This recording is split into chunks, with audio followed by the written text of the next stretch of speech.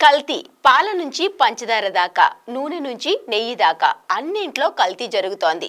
మామూలు కంటితో కనిపెట్టలేని విధంగా ఇందు గలదు అందు లేదు అన్నట్టు కల్తీ అన్నిట్లో వ్యాపించింది. ఈ కల్తీని అరికట్టడానికి ఒక డిపార్ట్మెంట్ కూడా ఉంది. కానీ అది ఈ కల్తీ ర్యాకెట్ ను అరికట్టలేకపోతోంది. ఇలాంటి సిచ్యువేషన్ లో మనకు మనమే ఈ కల్తీని ఎలా కనిపెట్టవచ్చో తెలుసుకుందాం. తద్వారా కల్తీ నుంచి కనీసం మనల్ని మన కుటుంబానైనా కాపాడుకుందాం.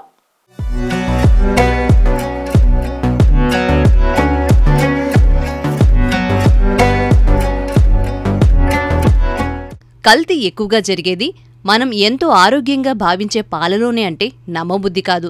పాలలో బియ్యం పిండి గంజి ఎక్కువగా కలుపుతారు. దీనివల్ల కడుపు ఉబ్బరంగా అనిపిస్తుంది. మరి పాలలో కల్తీ కనిపెట్టడమెలా? దీనికోసం పాలను చిన్న గిన్నెలో వేడి చేసి చల్లార్చాలి. ఆ తర్వాత 4-5 చుక్కలు అయోడిన్ కలపాలి. పాలు నీలం రంగులో మారితే కల్తీ జరిగినట్టు, లేదంటే స్వచ్ఛమైనవి అన్నట్టు గుర్తించాలి. తేనె 100% ప్యూర్ అంటారు, కానీ కల్తీ మహమ్మారి తేనెను కూడా కాటేస్తోంది. తేనెలో ఎక్కువగా చక్కెర పాకం లేదా బెల్లం పాకం కలుపుతూ ఉంటారు. దీనివల్ల బాడీలో షుగర్ లెవెల్స్ పెరుగుతాయి. మరి తేనె స్వచ్ఛమైనదో కాదో తెలుసుకోవడం ఎలా? దీనికి ఒక సింపుల్ హోమ్ టెక్నిక్ ఉంది. అదేంటంటే దూదిని తేనెలో ముంచి కాల్చాలి. ప్యూర్ తేనె అయితే మండుతుంది, కల్తీ అయితే మండదు. మండినా శబ్దం వస్తుంది. సింపుల్ కదూ? ఘాటుకు మారుపేరు మిరియాలు. ఎక్కువగా వీటిలో బొప్పాయి గింజలు కలిపి కల్తీ చేస్తారు. ఈ కల్తీ వల్ల జీర్ణకోశ సమస్యలు వస్తాయి. ఈ కల్తీని గుర్తించాలంటే నీళ్ల సాయం తీసుకోవాలి. ఒక గిన్నెలో నీళ్లు తీసుకుని మిరియాలు వేస్తే బొప్పాయి గింజలు పైకి తేలతాయి, మిరియాలు నీటిలోనే మునుగుతాయి.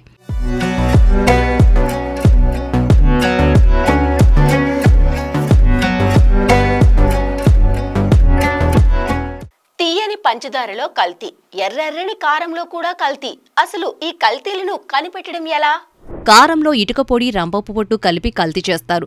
ఎర్రగా కనిపించడానికి యాంగో రెడ్ కలర్ మిక్స్ చేస్తారు. వీటి వల్ల క్యాన్సర్ బారిన పడే ప్రమాదముంది. ఈ కల్తీ కనిపెట్టడానికి కొంచెం కారం తీసి ఒక గిన్నె నీటిలో కలిపితే చాలు. రంపం పొట్టు పైకి తేలుతుంది, ఇటుక పొడి అడుగున చేరుతుంది, నీరు ఎర్రగా మారుతుంది. పసుపు మనం కూరలో వేసుకుంటాం, అలాగే సౌందర్య సాధనాల్లో కూడా కలుపుతూ ఉంటాం. ఈ పసుపులో మెటానికల్ ఎల్లో కలర్ యాడ్ చేస్తారు. ఇది ఎక్కువగా వాడితే పారాలసిస్ వచ్చే ప్రమాదం పొంచి ఉంది. మరి పసుపులో కల్తీ ఎలా గుర్తించాలి? ఏం లేదు, పసుపును నీటిలో కలిపితే లేత వర్ణంలో కనిపిస్తే ప్యూర్ పసుపు అని, ముదురు రంగులో కనిపిస్తే కల్తీ అయినట్టు గుర్తించాలి. చిన్నపిల్లల దగ్గర నుండి పెద్దవాళ్ల వరకు పంచదారంటే ఇష్టపడని వారు ఉండనే ఉండరు. ఈ పంచదారలో శుద్ధపొడి, యూరియా కలిపి కల్తీ చేస్తారు. ఈ కారణంగా వాంతులవుతాయి. ఈ కల్తీ కనిపెట్టాలంటే చక్కెరను నీటిలో కలపాలి. అప్పుడు శుద్ధపొడి అడుగున చేరుతుంది. యూరియా నీటిలో కరగడం వల్ల అమోనియా స్మెల్ వస్తుంది.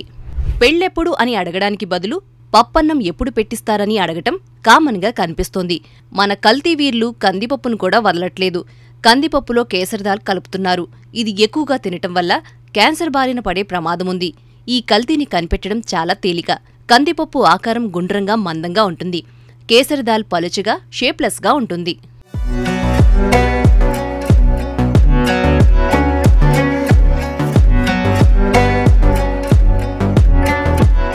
కల్తీ ఆహారం వల్ల అజీర్తి సమస్య తలెత్తుతుంది. వాంతులు, విరేచనాలు, కడుపు నొప్పి, అలసట వస్తాయి. కల్తీ ఆహారాలు తరచూ తీసుకుంటూ ఉంటే క్యాన్సర్ మహమ్మారి కోరల్లోకి ఒక్కో అడుగు వేస్తున్నట్టే అంటున్నారు వైద్యులు. సో ఈ సింపుల్ హోమ్ టెక్నిక్స్ ద్వారా ఈ కల్తీలను అరికట్టేద్దాం, మనల్ని మనం కాపాడుకుందాం.